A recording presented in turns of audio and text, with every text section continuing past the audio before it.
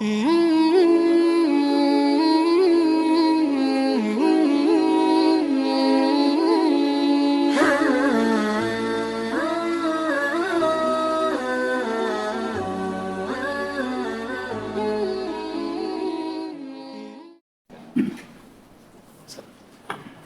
ada yang makan roti? Kalau masih ada, kita kasih kesempatan biar menyelesaikan dulu, biar nikmat ya. Sudah ya? Kita mulai ya. Temanya tanda-tanda husnul khotimah. Kalau tanda-tanda husnul khotimah ntar maunya mati semua ya. Baik, yang jawab salam saya ikhlas dan tidak waktu ceramah tidak ngobrol, saya doakan gajinya nambah 30 juta. Amin. Amin ya robbal alamin. Kita mulai ya. Assalamualaikum warahmatullahi wabarakatuh. Waalaikumsalam warahmatullahi wabarakatuh. Alhamdulillahilladzi khalaqal mauta wal hayata liyabluwakum ayyukum ahsanu amala. Asyhadu an la ilaha illallah wahdahu la syarika lahu wa asyhadu anna Muhammadan abduhu wa rasuluh. Allahumma salli wa sallim wa barik ala sayyidina wa habibina wa safi'ina wa maulana Muhammadin wa ala alihi wa sahbihi ajma'in, amma ba'd.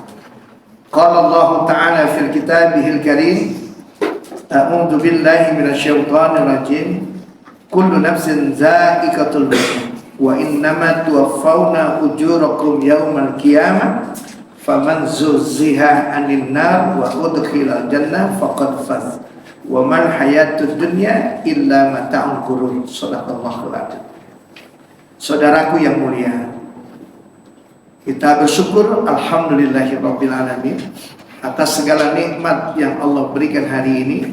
Sampai hari ini kita masih merasakan nikmatnya hidup dari Allah Subhanahu wa taala. Dan apabila kita bersyukur, Allah akan tambah nikmat yang Allah berikan bertambah-tambah. Tetapi apabila kita ingkar, maka Allah memperingati, mewaspadai bahwa azabnya sangat pedih. Maka semoga yang datang di tempat ini, yang di tempat ini, semuanya dapat tambahan taufik hidayah dari Allah Subhanahu wa taala. Hidupnya berkah, kedudukannya mulia, umurnya panjang, istrinya taat, sehat, walafiat, setia, wafat husnul khotimah. Salawat dan salam semoga terlimpah dan tercurah untuk Rasulullah Sallallahu Alaihi Wasallam beserta keluarga dan sahabat beliau yang mulia. Mudah-mudahan kita semua yang senantiasa bersolawat pada Rasulullah, suatu saat nanti di padang mahsyar kita akan mendapatkan kenikmatan yang Allah berikan. Kita akan disyafaati, ditengok, disambangi Rasulullah Sallallahu Alaihi Wasallam. Saudaraku yang dirahmati Allah, hari ini kita materinya tentang kematian. Bukan berarti kalau sudah bicara soal mati maka kita jadi bosan hidup. Dan banyak saudara-saudara kita hari ini hidup segan, mati tak mau. Kenapa demikian? Karena hidupnya statis, hidupnya tidak bergerak. Karena itu saya akan coba menggambarkan bagaimana kematian Rasulullah dulu, ya. Sebelum saya sampai kepada kematian Rasulullah, ada satu kisah saat Imam Syafi'i ngaji seperti kita gini. Imam Syafi'i sebagai murid. Kemudian Imam Syafi'i tidur. Waktu gurunya menerangkan, Imam Syafi'i tidur. Tapi alhamdulillah tidak ada yang ganggu. Makanya kalau ada yang tidur jangan diganggu. Ya, setelah selesai, maka Imam Syafi'i diadukan ke gurunya. Syekh, Imam Syafi'i tadi tidur. Kata Imam Syafi'i, aku tidak tidur.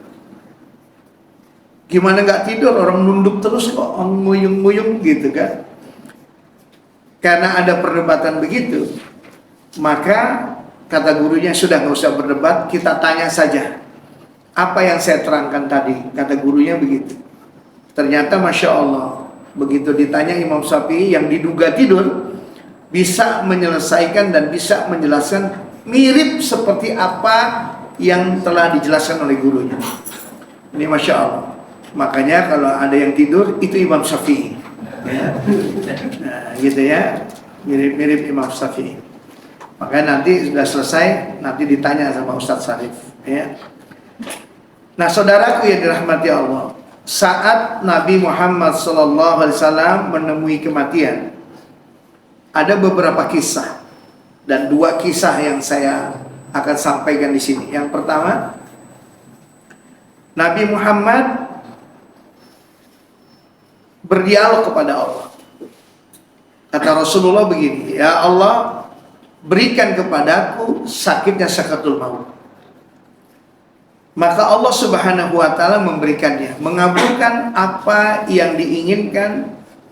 Permohonan Rasulullah dikabulkan.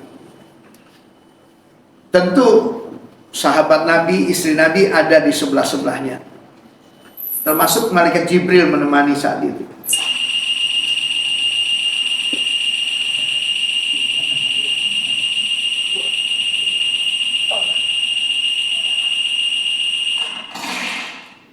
Satu, nah udah. Saat mau dicabut, maka Rasulullah bilang kan tadi, minta diberikan sakitnya sakaratul maut. Begitu dicabut, belum sampai di betis, baru sampai di mata kaki, Nabi sudah teriak. Dan teriakan ini membuat suasana menjadi hening. Suasana menjadi nggak menentu, semuanya gelisah, semuanya sedih melihat Nabi Muhammad SAW berteriak. Apa kata Rasulullah? Cukup Ijrail, cukup. Saat teriakan Nabi Muhammad seperti itu, saat sakaratul maut, malaikat Jibril memalingkan wajahnya ke tembok. Kemudian Rasulullah bertanya kepada Jibril, "Hai Jibril, sejak engkau menurunkan wahyu kepadaku dan menutup dengan wahyu yang terakhir, engkau belum pernah memalingkan wajahmu di hadapanku. Kenapa kau palingkan wajahmu hari ini di hadapanku, wahai Jibril?" Maka Jibril berkata kepada Rasulullah yang sedang sakaratul maut itu dihentikan karena teriakannya sampai ke Sidratul Muntaha. 7 lapis langit tembus.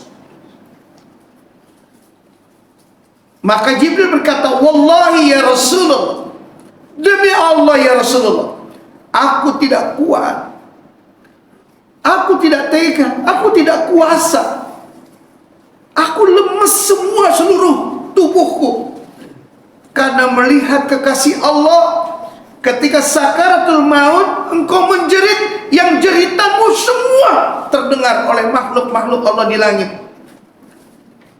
Aku tidak kuat melihat engkau merintih, menjerit, meringkih kesakitan." Maka Rasulullah berkata lagi kepada Allah, ini yang harus antum dengar dan kita semua dengar.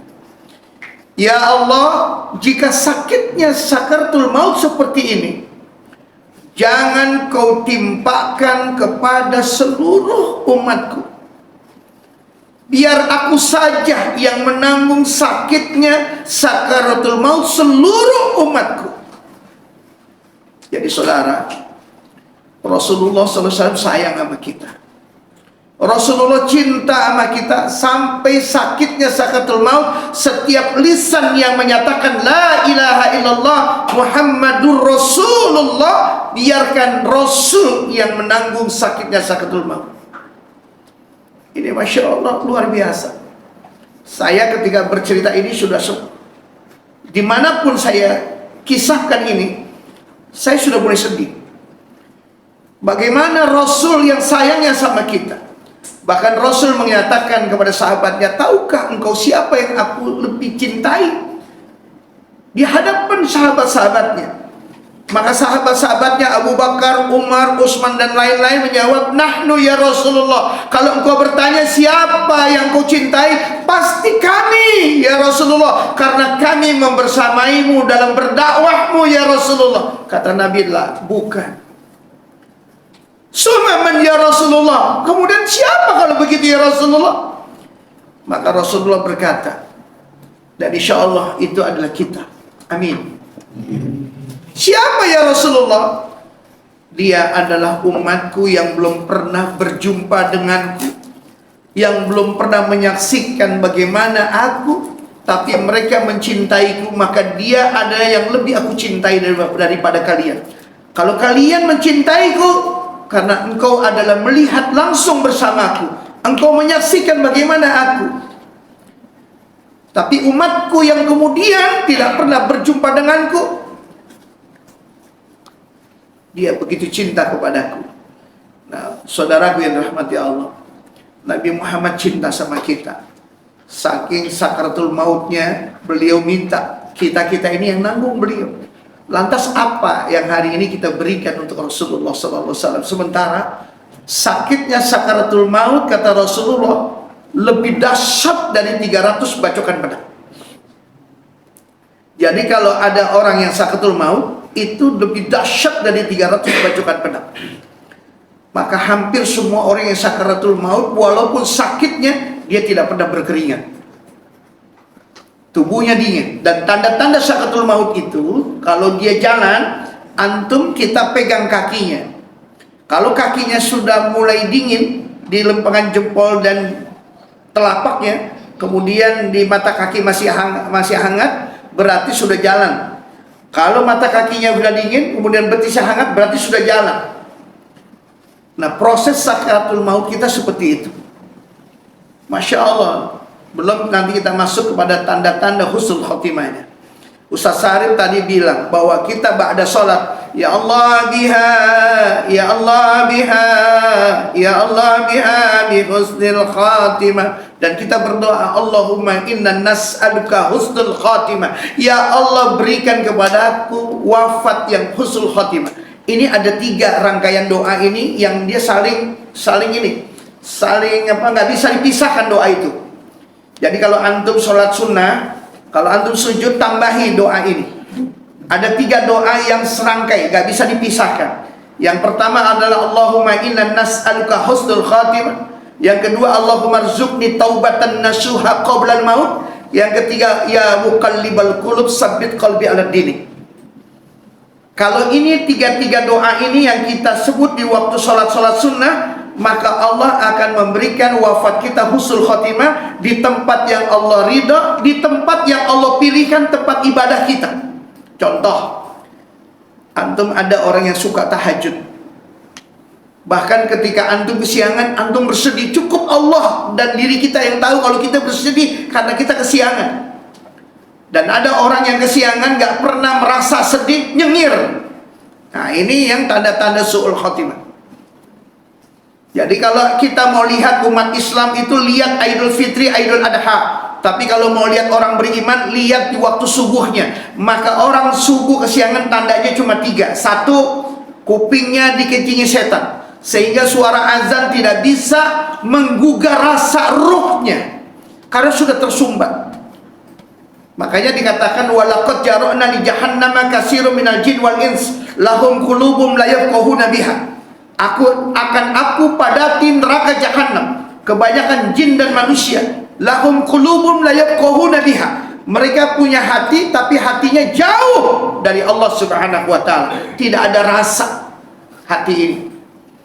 Makanya yang disebut hati itu jantung. Innamal mu'minuna alladzina idza dzukirallahu wajilat qulubuhum. Apabila orang beriman itu disebut nama Allah, bergetar hati mereka. Yang namanya bergetar itu kalau takut di mana? Di dada, di sini deg-deg-degnya. Maka yang disebut hati itu, kolbun itu adalah jantung.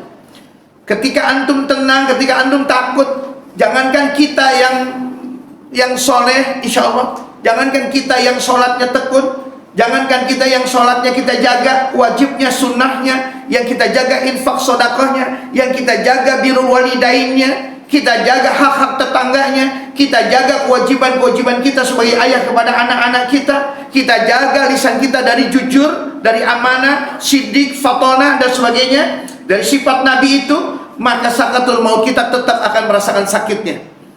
Maka kalau kita, posisi kita suka tahajud, suka duha, suka tilawatul Quran, suka zikir yang sudah didawamkan, yang sudah dibiasakan, maka kita akan mati dalam kondisi itu. Jadi kalau antum nih ada di majelis mana kira-kira? Di majelis duha nggak kelihatan, di majelis subuh nggak kelihatan, di majelis tahajud nggak kelihatan, di majelis taklim nggak kelihatan, di majelis ilmu nggak kelihatan. Terus kita doa kita nggak diijabah, kita nyalain Tuhan. Nah ini kan orang yang blongot nih, udah blongot ngotot yang begini. Ya. Yang ini masya Allah. Allah mencari kita nggak pernah ada di majelis-majelisnya, tetapi kita banyak nyalahin Allah. Gitu. Ini ada yang begini. Makanya kalau kita berdoa, tambahi Allahumma inna nas'aluka husnul khatimah. Ya Allah, berikan kepadaku saatnya wafatnya husnul khatimah. Dan yang paling penting kita berdoa bahwa kita adalah minta kepada Allah tidak mati secara mendadak. Terlalu banyak orang yang mati secara mendadak. Antum buka YouTube, pencet aja, antum masukin aja orang yang mati mendadak. Presenter lagi baca berita mati, ya. Motivator lagi sekiranya memberikan motivator mati. Pemain bola lagi nendang mati. Ini masya Allah lalu banyak. Ya, yang sudah orang lagi dangdutan, anda buka tuh. Saya dulu pernah dikirim itu. Orang lagi dangdutan di panggung itu tiba-tiba nyusruk sampai posisi keningnya itu masuk ke panggungnya itu. Lagi sujud sama dangdut itu. Itu masya Allah. Makanya kita berlindung kepada Allah dari mati yang Allah tidak memberikan celah untuk kita taubat. Tubu ilallah taubatan nasuha. Datanglah kita kepada Allah dengan taubat yang sebenar-benarnya. Dosa kita ini seperti di laut, banyak sekali. Tapi ampunan Allah jauh lebih luas dari samudra yang ada. Ini masya Allah saudaraku. Yang kedua, Allahumma rzuqni taubatan nasuha qoblal maut. Ya Allah, berikan rizki kepadaku taubat yang diterima sebelum kita mati. Nah ini menjembatani tadi supaya kita mati tidak secara mendadak. Orang tidur mendadak. Orang berangkat kerja diciumi tangan suaminya oleh istrinya, nggak sampai kantor baru 15 menit ada yang ditabrak, ada yang masuk ke jurang, ada yang macam-macam. Supir angkot terakhir ada di Keramat Jati, itu mobilnya itu nabrak tiang listrik. Posisinya orang udah mati. Bagaimana Allah menyelamatkan orang-orang yang ada di sekitarnya supaya tidak ditabrak? Tapi orang ini sudah mati, nabrak itu tiang listrik. Makanya kita diajarkan doa supaya kita tidak mati dalam keadaan Allah memberikan yang mendadak. Antum naik motor, antum naik mobil, Allahumma sakhkhara lana hadza wa ma kunna lahu muqrinina wa inna ila rabbina lamunqalibun. Antum nggak bisa, kita nggak hafal doanya, cukup baca basmalah. Bismillahirrahmanirrahim. Berangkat. Kalau antum bisa la haula wala quwwata illa billahil aliyil azim boleh. Karena ada orang yang baca la haula wala quwwata kagak jelas-jelas itu. Ada itu di YouTube itu. Ada. Wala haula wala quwwata apa itu nggak ngerti lah itu ya. Ada itu kan? Itu pemimpin kita kayak gitu itu. Ya. Itu masya Allah. Ya. Nah ini yang baca Bismillahirrahmanirrahim la haula wala quwwata illa billahil aliyil azim. Berangkatlah antum. Pastikan motor kita sampai di tempat kerja kita, Allah melindungi kita, Allah menjaga kita, agar kita ketika pergi, ya, perginya kita dirindukan oleh anak-anak dan keluarga kita, pulangnya kita diharapkan oleh mereka. Jadi pergi dirindui, pulang diharapkan. Kita kembali lagi ke husnul khatimah.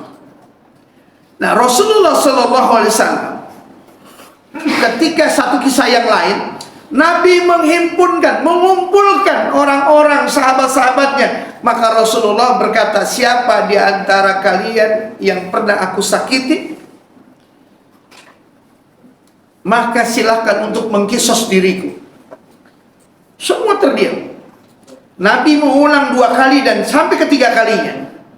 Wahai seluruh saudara sahabatku, siapa di antara kalian yang pernah aku sakiti, maka silakan hari ini untuk mengkisos diriku, agar engkau sayang kepadaku, agar aku tidak dituntut di pada mahsyar nanti oleh engkau.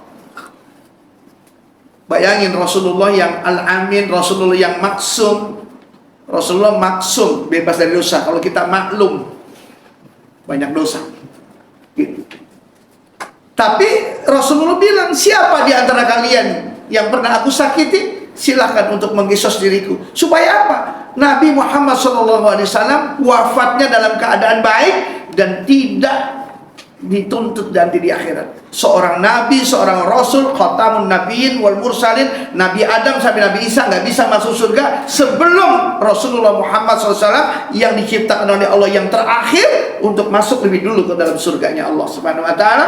Maka beliau wafatnya sudah menyatakan dulu, siapa di antara kalian yang pernah aku sakiti. Semua terdiam, semua udah mulai menangis karena mau ditinggal oleh Rasulullah SAW. Bahkan Umar ketika mendengar Rasulullah wafat, Umar berkata, siapa saja di antara kalian yang menyatakan Muhammad mati, maka akan aku penggal kepalanya. Masya Allah. Abu Bakar lah yang menenangkan. Ya Umar, wahai sahabatku Umar, Muhammad adalah manusia, maka setiap manusia akan mati. Siapa yang menyembah Muhammad, maka sesungguhnya Muhammad telah mati. Siapa yang menyembah Allah, maka Allah tidak akan pernah mati. Bayangkan itu.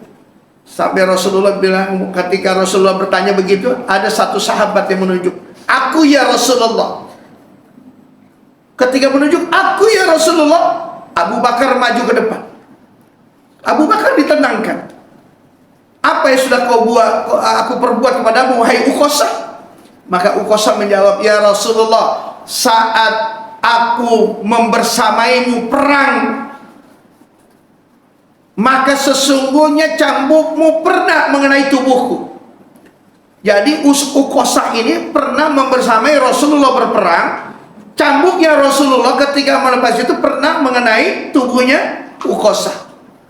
Maka hari ini aku juga ingin engkau dicambuk ya Rasulullah. Abu Bakar maju, Umar maju, semua sahabatnya sudah mulai marah. Apa kata Nabi? Tak, mundur, ini adalah aku, ini urusan aku dengan Uqasah. Maka diberikanlah, mintalah Rasulullah cambuknya. Maka cambuk diberikanlah kepada Uqasah. Semua orang sudah mulai marah, semua orang sudah mulai menangis, semua orang sudah mulai gedek kalau kata orang Betawi. Maka ketika cambuk itu sudah di tangan Uqasah berkata lagi, ya Rasulullah, saat cambukmu mengenai tubuhku, saat itu badanku tidak tertutup dengan kain. Aku juga ingin jubahmu dibuka ya Rasulullah. Semakin marah, semakin mudah, semakin sedih, semakin menjadi-jadi marahnya para sahabat kepada Uqasah ini. Maka akhirnya Rasulullah buka jubahnya. Ketika dibuka jubahnya, kelihatan putih kemilau. Maka Uqasah sudah mulai mendekati Rasulullah. Maka Uqasah memeluk Rasulullah dan kemudian mencium tubuhnya Rasulullah. Ya Rasulullah, ampuni aku. Aku hanya sekedar ingin memelukmu yang terakhir, dan aku ingin mencium tubuhmu ya Rasulullah. Dan doakanlah kepada Allah ya Rasulullah agar aku bisa membersamaimu menuju surgamu. Maka Rasulullah menuju surganya Allah. Maka Rasulullah berkata, ya Uqasah, doaku untukmu dan engkau insya Allah bersamaku di surga nanti. Masya Allah. Jadi ini sakaratul maut yang dramatis, yang luar biasa kematian kita. Dan bagaimana terjadinya banyak orang tua kita, tetangga-tetangga kita yang ketika mereka mati, maaf, istrinya nggak ada, anaknya nggak ada, adiknya nggak ada, tidak ada yang mentalkinkan, lakinu mautakum la ilaha illallah. Talkinkan orang yang mau mati dengan kalimat la ilaha illallah. Yang mau mati, talkinkan. Maka kita berlindung kepada Allah dan kita berdoa, ya Allah, jangan kau biarkan kami mati, tidak ada istri kami, tidak ada yang membisikkan kepada telingaku. Ibu saya wafat. Ketika itu saya lagi mau bangun pesantren 2010. Ayah saya wafat 2008, 2 tahun kemudian ibu saya. Ketika itu saya ditelepon sama ibu saya, "Tam, di mana? Emak pengen ketemu." Masya Allah. Begitu saya pengen ketemu, ternyata emak saya udah dibawa ke rumah sakit. Ketika saya talkin kan wafat. Gitu. Anaknya 10. Ini Masya Allah. Ya.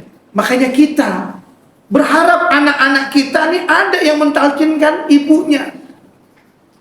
Kalau ayah kita tidak ada, ibu kita nggak ada anaknya yang mentalkinkan. Dari berapa orang anaknya yang merobek rahimnya, yang bisa membersamai ketika ibunya akan sakaratul maut. Dan kalau orang sakaratul maut itu jangan dipaksa. La ilaha illallah, ayo, la ilaha illallah, Pak, la ilaha illallah, Pak, la ilaha illallah. Nggak boleh begitu. Itu namanya antum menambah sakitnya emaknya. Diusap dadanya pelan-pelan, karena orang yang sakaratul maut itu dia mengikuti ruhnya dari ujung kaki sampai ke ubun-ubun. Begitu. Dan sakitnya lebih dahsyat dari 300 bacokan pedang. Ketika diraba begini, baru telinga kita, la ilaha illallah. Ma, ucap ya ma. La ilaha illallah. Pak, ucap ya Pak. Ayah, ucap ya. La ilaha illallah. Biarkan beberapa menit dulu. Biarkan dia mencerna kalimat yang ditalkinkan oleh anaknya, oleh istrinya, oleh suaminya, oleh adiknya, oleh ponakannya, oleh tetangganya. Biarkan. 1 menit, 2 menit, diusap lagi pelan-pelan. La ilaha illallah. Jangan diorak-orak. Pak, la ilaha illallah, Pak. Ya Allah, susah amat sih, Pak. La ilaha illallah. Gitu. Itu antum sedang menyiksa itu. Ya. Jadi pelan-pelan. Gitu, Masya Allah. Pelan-pelan, dielus-elus, Masya Allah. Nah, saudaraku yang dirahmati Allah Subhanahu wa Ta'ala, maka Uqasah memeluk Rasulullah SAW, kemudian mencium tubuhnya Rasulullah yang kemilau itu, dan beliau adalah orang yang senang didoakan akan bersama Rasulullah ke surganya. Nah, saudaraku yang dirahmati Allah, tanda-tanda husnul khotimah tidak ujuk-ujuk. Ada orang pemabok, berzina, kemudian mengucap la ilaha illallah, belum tentu, nggak bisa. Itu perlu amal soleh. Ya, perlu ada sesuatu yang didawamkan. Ya, maka yang pertama tanda-tanda husnul khotimah adalah Rasulullah SAW bersabda, "Man kana akhiru kalamihi la ilaha illallah dakhalal jannah." Siapa saja di antara umatku, siapa saja di akhir kehidupannya, ketika menjelang kematiannya, dia bisa menyebut la ilaha illallah dakhalal jannah, maka dia masuk surga. Nyebut la ilaha illallah ada 2 hal menurut saya.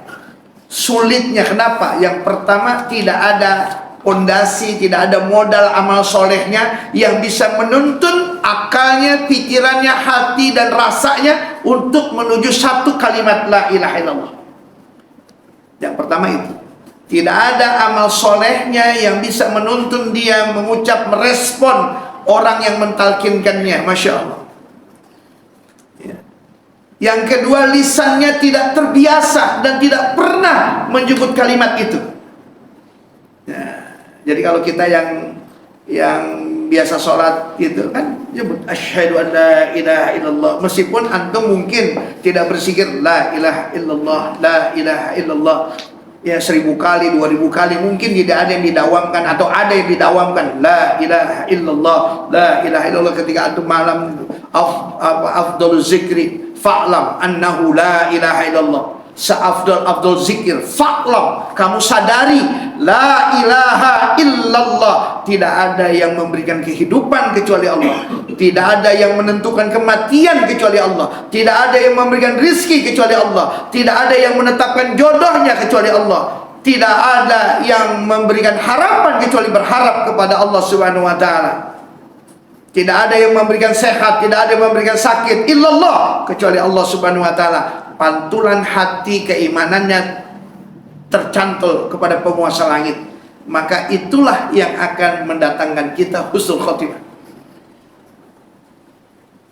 Punya pacar 7, tiap hari apel 1 orang, ya, berbuat maksiat tiap malam, terus kemudian mati, la ilaha illallah, dakhulal jannah. Susah Pak menyebutnya itu. Itu kalau ada sinetron aja itu mah. Ya. Susah Pak, benar. Kita aja nih, saya, antum, wallahu alam, tapi kita berharap karena kita nyebut la ilaha illallah sering, berzikirnya sering, maka didawamkan karena terbiasa, ya, terbiasa kita dengan kalimat itu, maka ketika kita sakit juga kita menyebut la ilaha illallah. Makanya orang yang sudah dikasih tahu Anda sakit, ini matinya paling tahan 5 bulan lagi. Kalau menurut saya jangan pernah gelisah. Justru gunakan yang 5 bulan 6 bulan itu menjemput takdir Allah dengan kematian, meskipun ini prediksi manusia. Karena ada yang diprediksi nggak mati-mati. Ada orang yang sudah ditentukan 6 bulan mati, sampai dia seorang istri ditentukan oleh dokter mati. Istrinya yang dipikirin bukan matinya, tapi suaminya kawin lagi. Waduh, laki gua kawin lagi nih. Waduh, laki gua kawin lagi nih kalau gua mati. Itu aja yang dipikirin tuh. Ya. Akhirnya supaya nenangin dipanggil lakinya.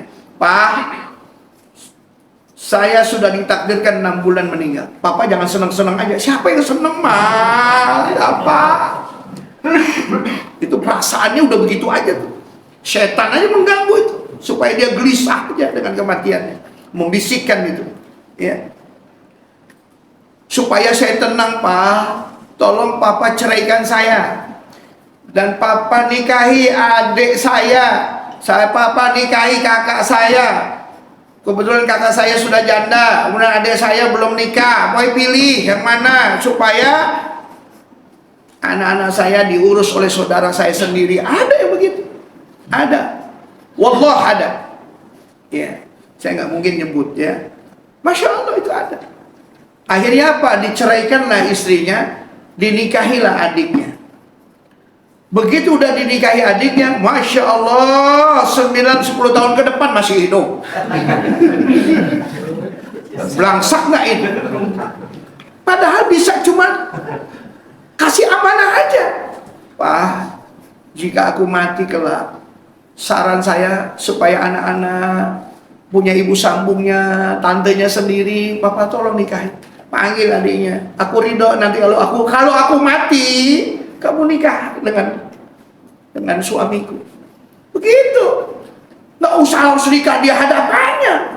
Kan nggak terjadi, 10 tahun masih hidup. Gimana ceritanya? Masya Allah, ngebayang nggak? Dan berapa banyak orang yang nggak pernah ditakdirkan mati, malamnya main gaple, malamnya ngobrol, malamnya ketawa ke TV, paginya mati. Dan tetangga-tetangga pada heran itu. Inna lillahi wa inna ilaihi rajiun. Karena kalau masjid itu kasih salam, biasanya tahu tuh orang. Assalamualaikum warahmatullahi wabarakatuh. Belum dia ngumumin, tetangga udah tahu tuh siapa yang mati nih. Ada salamnya memang khusus, salamnya khusus banget gitu. Mau jam 3 pagi, mau subuh, mau zuhur, salamnya itu aja tuh. Nih saya ulangi lagi nih, ya. Assalamualaikum warahmatullahi wabarakatuh. Duh, diem dulu tuh dia, nggak langsung. Inna lillahi. Nah tuh, itu ketika udah salam, tetangga nebak siapa nih, siapa, giliran siapa nih, giliran siapa nih, begitu. Itu kebayang nggak gitu, Masya Allah tuh.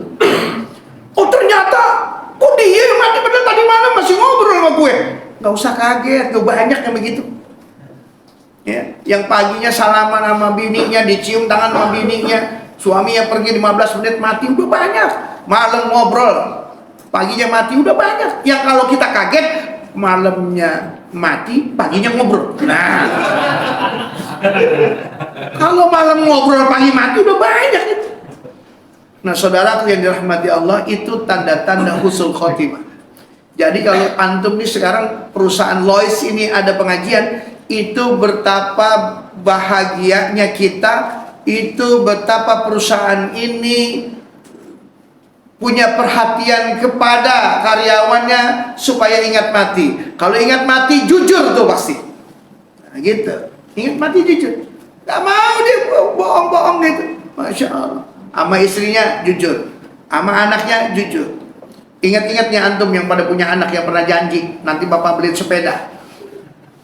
Sampai sekarang udah dibeliin belum tuh sepeda?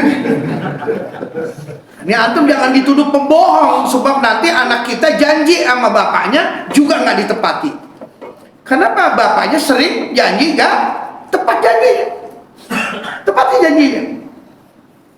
Ini Masya Allah, kalau menepati janji, insya Allah bisa akan tambah baik, gitu. Masya Allah. Pak, bapak mau janji beli sepeda, insya Allah nak bulan depan. Bulan depan dia tagih, Pak. Bapak janji, insya Allah nak, bapak nanti bulan depan deh. Kemarin tuh pakai lagi, udah 2 kali insya Allah tuh. Bulan depannya, Pak kan janji, insya Allah Pak, jangan insya Allah udah Pak, bapak bohong mulu, gitu. Karena anak udah tahu 3 kali insya Allah kagak ada yang beres gitu. Dan ternyata sebagian orang nih menggunakan kata insya Allah untuk melegitimasi kebohongannya, untuk mencegah supaya dia tidak dibilang bohong. Kan gue bilang insya Allah, gitu.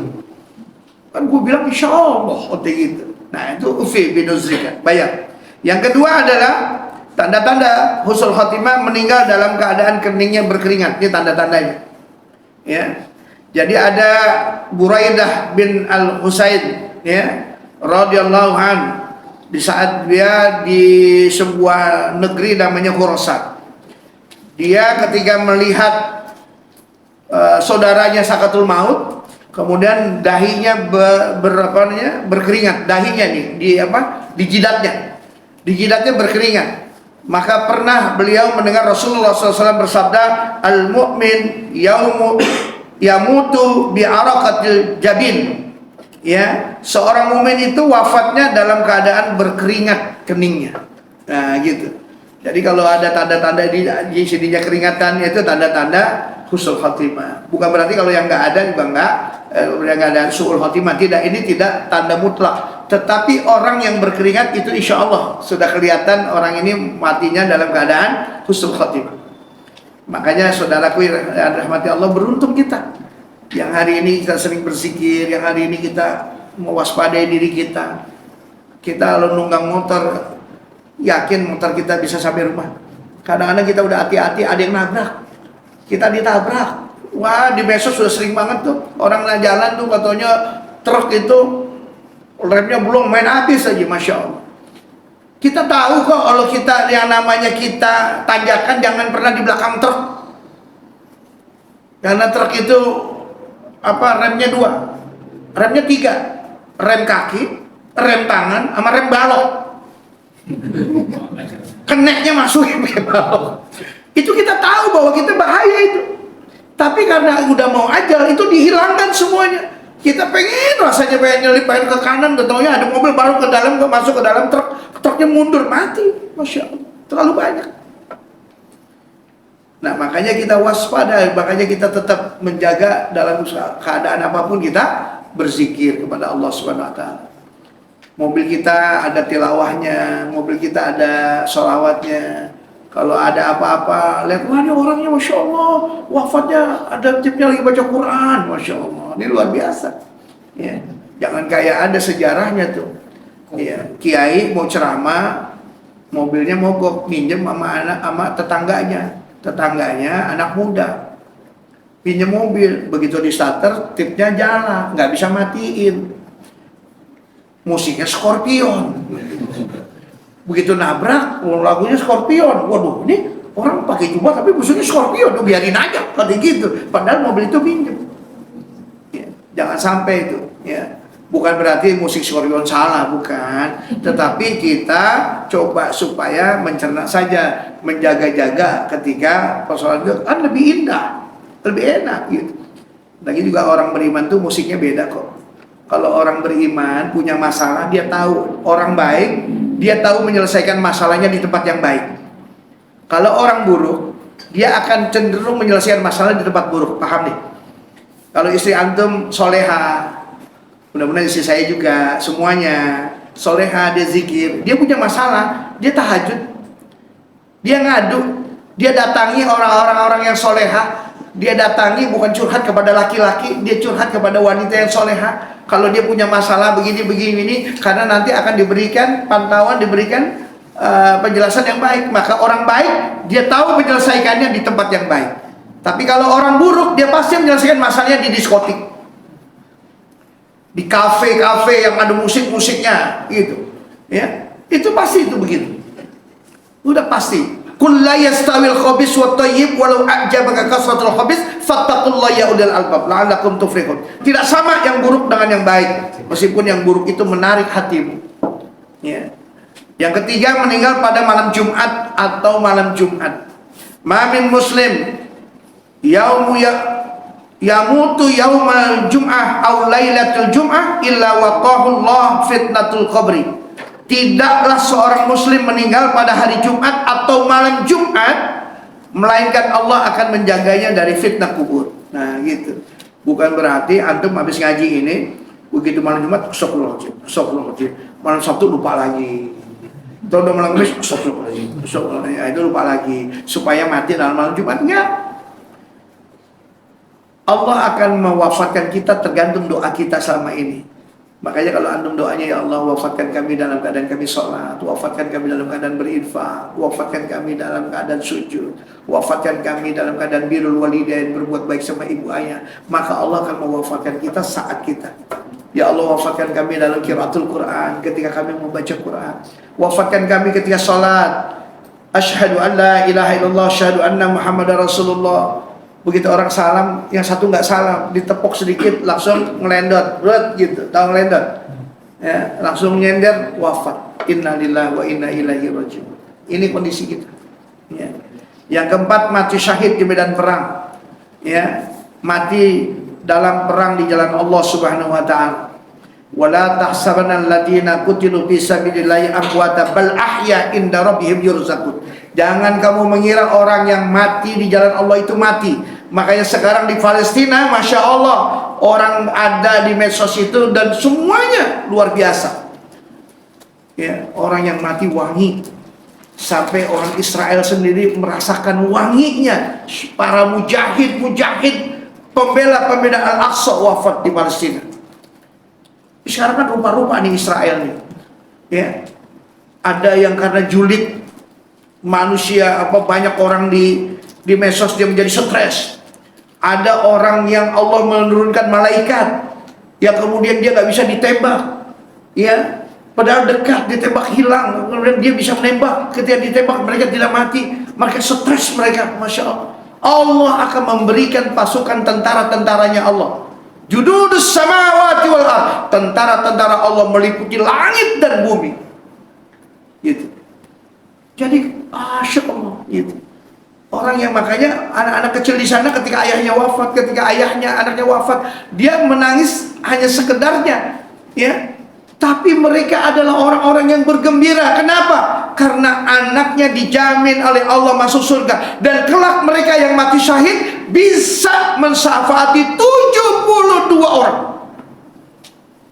Ada yang menyatakan 70, ada 72. Bayangin nggak? Bisa mensyafaati 72 orang. Kalau orang yang hafiz Quran, mungkin 30 juz, maka dia diberikan haknya syafaatnya 10 orang saudaranya. Jadi kalau kita punya mantu, cari mantu yang hafal Quran. Pesen, Bapak pesen satu ya. Udah itu jangan sholat, jangan puasa, su'ul khotimah juga nanti. Ya. Karena punya mantu yang hafal Quran. Sekarang orang senang, bangga punya mantu tentara, letnan 1, akbil, akpol, ya kan? Senang dokter. Tapi kita harus lebih bahagia lagi, bangganya kalau kita punya mantu hafizah 30 juz. Udah enak aja tuh. Nitip 1 ya, Bapak. Itu masalah nitip ya 1. Emaknya 2, mertuanya 2, adiknya 3, udah 7, ya enggak? Terus kakak istrinya 2, 9, tinggal atuk. Siapa nih atuk begitu? Nah, titip kita. Masya Allah. Alhamdulillah anak saya udah 30 juz, usianya 16 tahun kemarin. Makanya dikasih mahkota saya sama anak uminya, saya dikasih mahkota. Ya, saya lagi mau ceramah, ditelepon, Abi, ayo cepet datang nih, anaknya nanyain mau ngasih mahkota 30 juz karena sudah hafal, sudah hafiz 30 juz. Jadi saya bilang sama Mas Haji, Mas Haji bilangin sama yang undang, tunggu 15 menit, saya mau melipir dulu ke anak. Di tempat anak itu saya nangis, saya peluk, Masya Allah. Ya, kita berharap mudah-mudahan ya Allah gitu kan. Karena begini saudara, bapak nggak bisa nyelamatin anak. Kalau bapak bisa nyelamatin anak, cukup kita aja yang soleh. Biarin aja anak kita.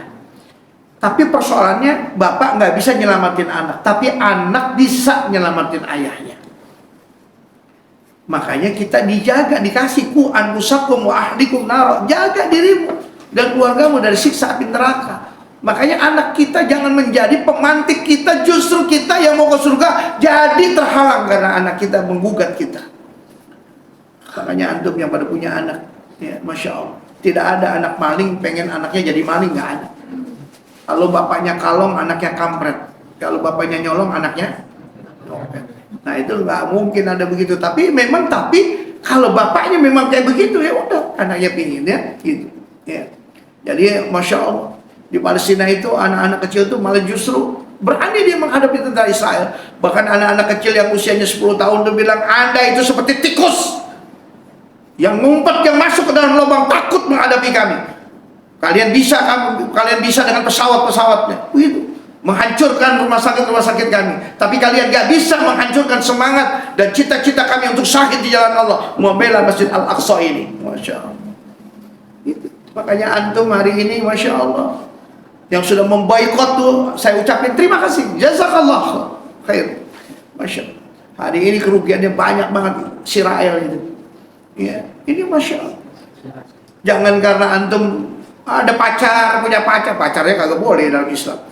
Masuk ke situ lagi ngapain? Ya gitu. Sekarang McDonald dirubah McDonald. Ya.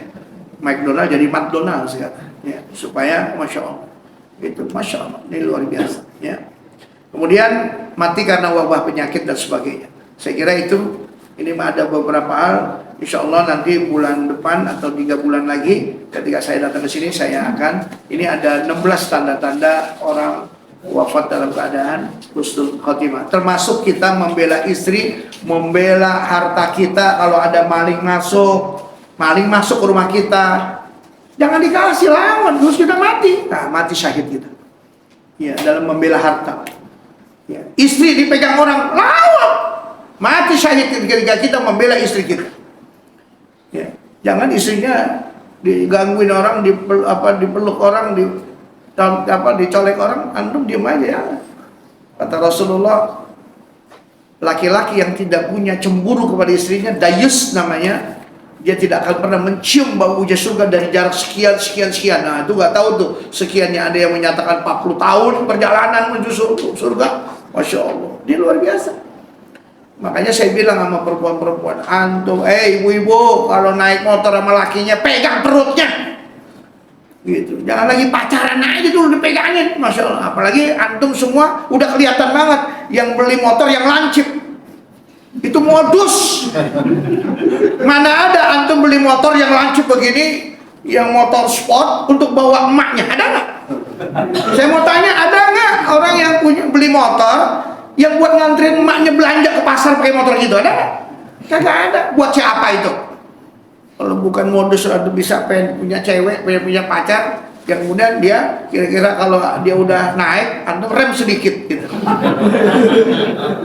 Kalau bukan modus apa namanya itu? Ya, Masya Allah. Itu luar biasa. Makanya ayo sama-sama ya untuk jaga. Ini kalau Masya Allah boncengan sama suaminya malah pegang besi motor. Itu kan lakinya beda. Ya, yang mesra. Kalau perlu ya kalau boncengan suami istri itu suaminya pegang perutnya suami, udelnya dikilik-kilik dikit, ya dikorek dikit, ya dielus-elus dikit, itu nggak jadi ke pasar pulang lagi tuh. Mau ngantri ke pasar balik lagi, Pak mana Pak? Pulang dulu Pak. Pulang. Ngapain? Udah pulang dulu aja, begitu. Nah masalah megangnya, begitu. Tapi buat mesra dong, ya, ayo biar mesra.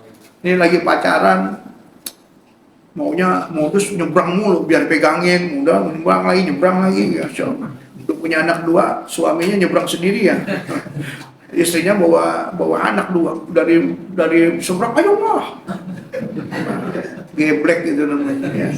Dah itu aja, mudah bermanfaat, gak usah ada yang nanya dah, saya ada acara rapat 1:30 ya, nanti nanyanya pakai medsos saja dah ya. Sekian, mudah-mudahan bermanfaat. Kupas-kupas buah manggis, puas gak puas, waktunya habis.